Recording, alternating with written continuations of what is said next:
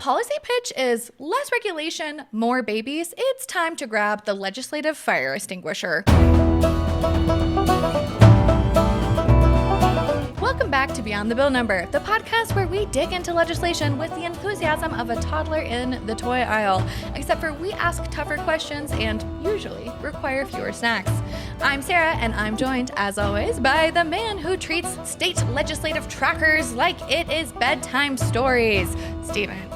Hello. Now, I'm not saying that I annotate them with the highlighters, but I'm also not saying it. I know you are.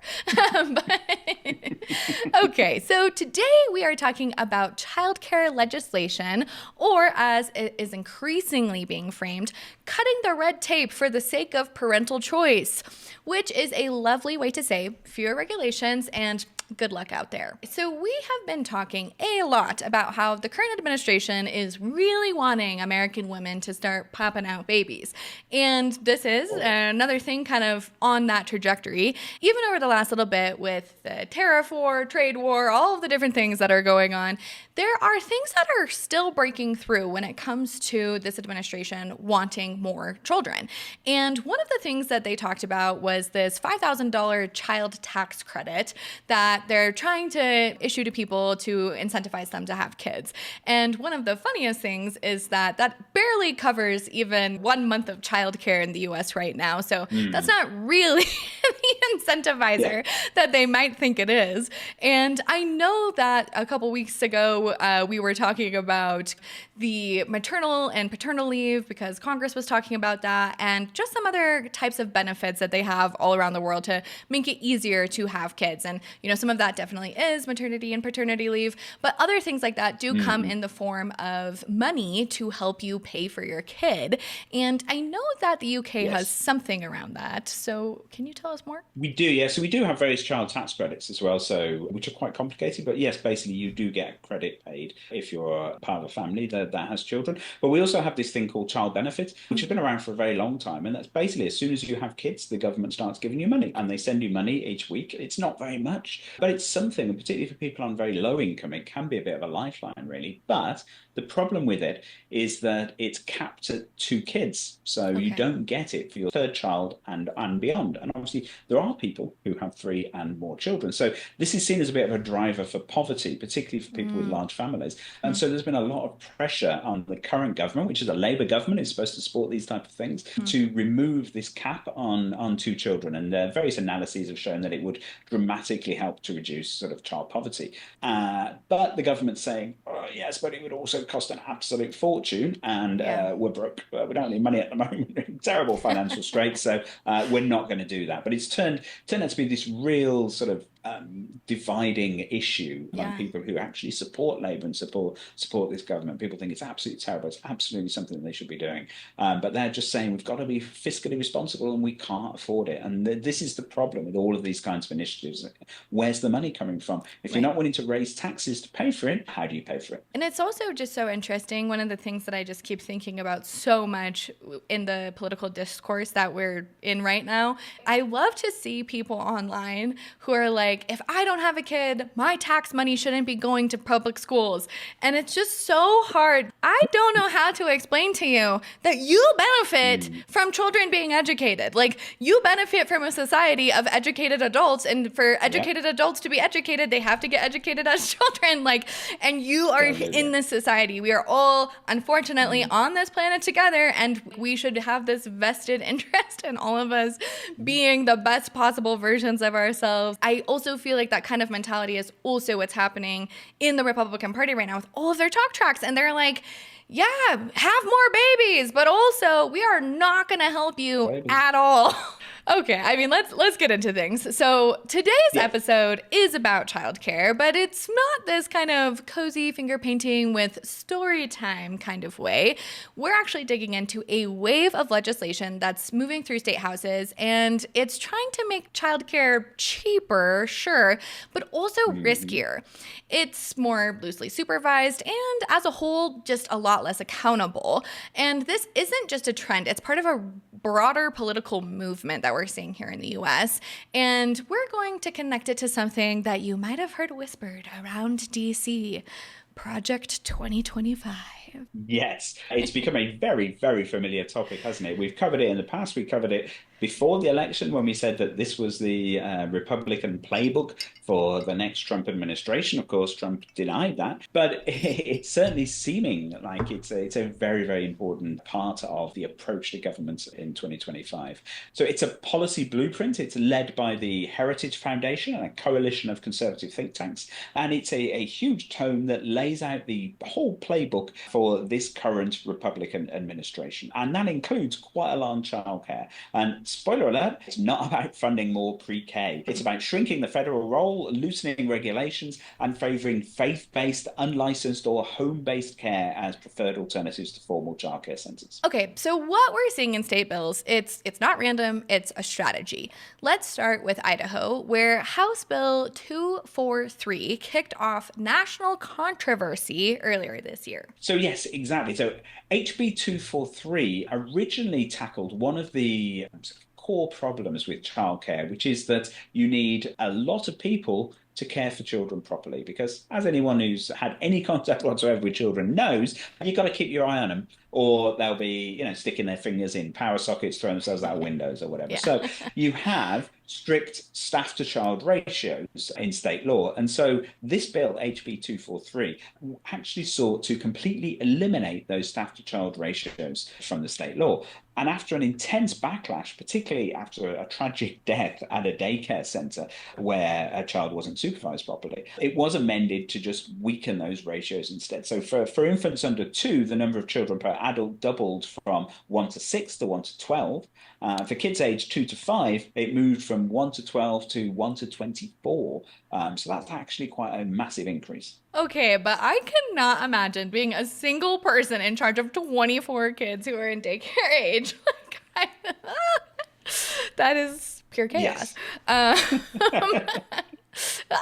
All right, so these ratios didn't just come from anywhere or nowhere. They're based on developmental research and safety guidelines. So when you double the number of kids per adult, you're not just changing a number, you're changing the entire childcare experience. So at this point, let's just stop and think for a moment about exactly how much childcare costs in the US. So anybody who's had kids probably have their own horror stories about this, but they do vary wildly across the country, as you might expect. According to care.com, they generally range from about $400 to $1,500 per month for infant care, with some areas exceeding $2,000. Annual costs can range from $5,357 to $17,171 per child. The national average is around about $11,000 a year, which does put that child tax credit into perspective there, doesn't it? And if you dig into Project 2025, you'll find that proposals to eliminate federal funding requirements are tied to quality standards. So Idaho's move lines up right with that vision. It's let the market decide, and if the quality drops, that's just parental choice. But at the end, maybe it will bring down some of these costs. Ah, yes, the famous parental choice. We see it popping up all over the place, except for the choice of actually becoming a parent.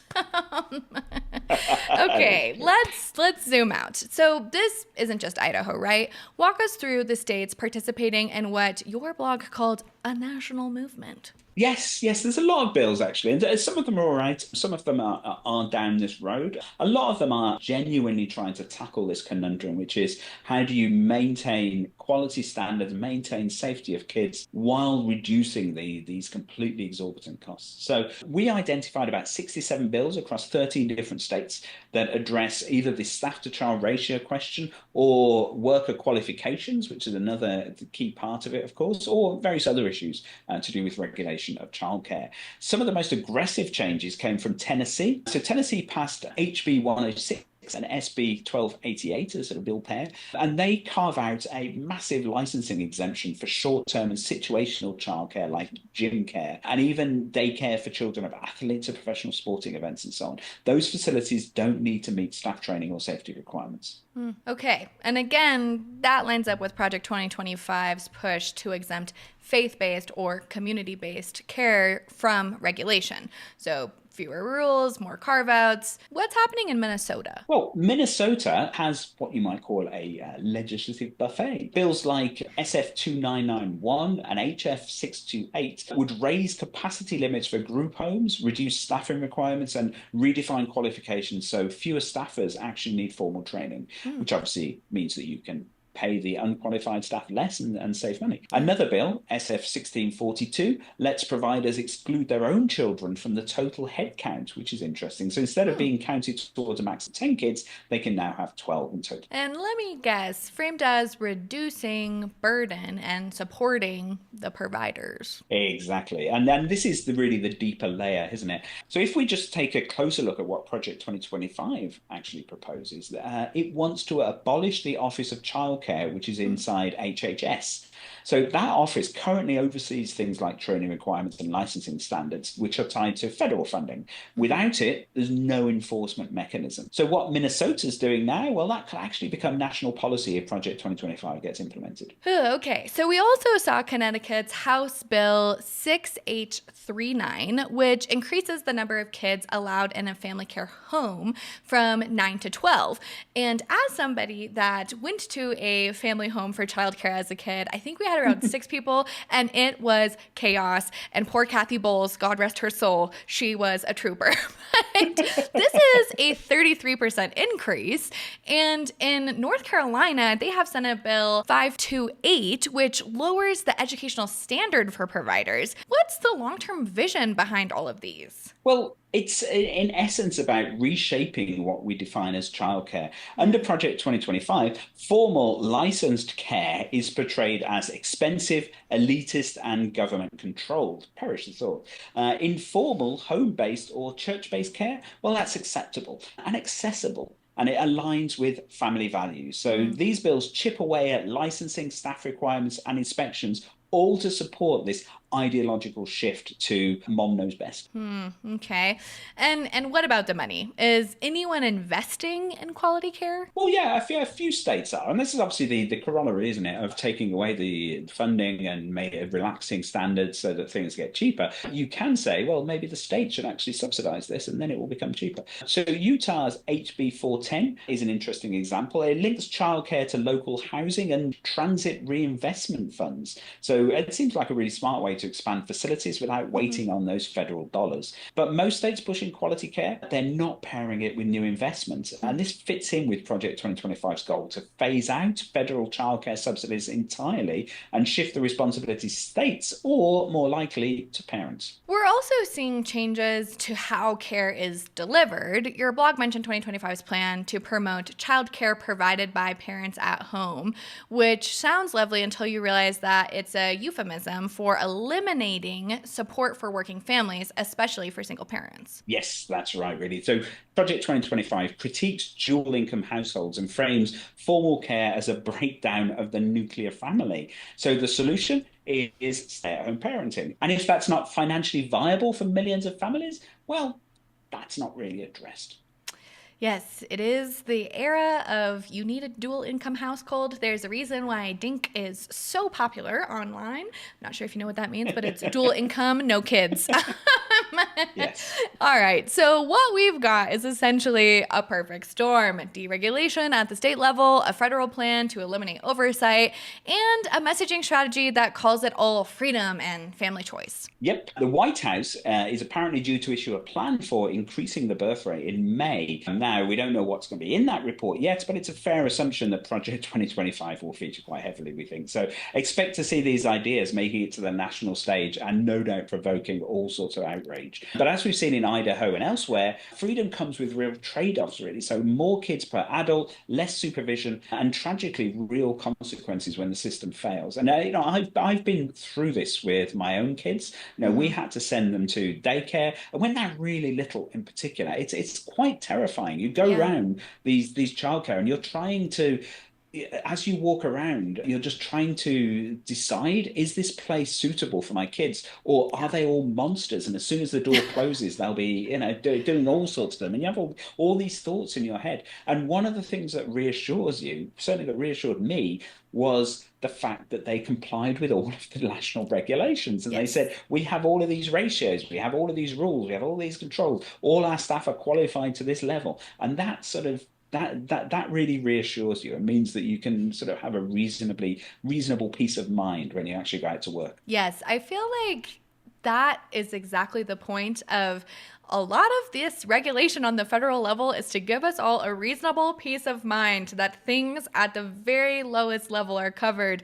Our food is the very lowest level of safe. Our kids, at the very least, have people that know the Heimlich or CPR, whatever it is. Absolutely. And we could just at the lowest level have an expectation of safety. Absolutely. And good. But And one of these bills, when it was being debated, one of the proponents, the Republican proponents of one of these bills said, but parents know best. Parents can do their own due diligence on these childcare facilities. I'm thinking, really? Like, do we have the time to do that? How are we supposed to become experts in childcare and somehow go in there and know whether, oh, well, actually, they've got 5 kids in this room instead, and there's 6 over there. So I don't know. I mean, right. you can't know that. You have to trust that genuine experts have set the rules and that this institution is obeying those rules, so therefore your kid's going to be safe. Well, and also inherently you're not there to supervise, so you don't know what's happening. Like I've heard tons of stories over the years of, people sneaking in kids or the providers' kids hiding somewhere where there's drop off and then coming out during the day. There's just it's a lot. Okay, all right. So that's all for today's episode. If you're feeling fired up, overwhelmed, or just mildly anxious about who's watching your kids while you work, congrats, you are paying attention. Yes, absolutely. And we'll be back next week with more legislation, hopefully not more horror stories, less nap time, and just enough sarcasm to keep it all moving along. This has been Beyond the Bill Number. Keep your ratios low and your research deep beyond that bill number.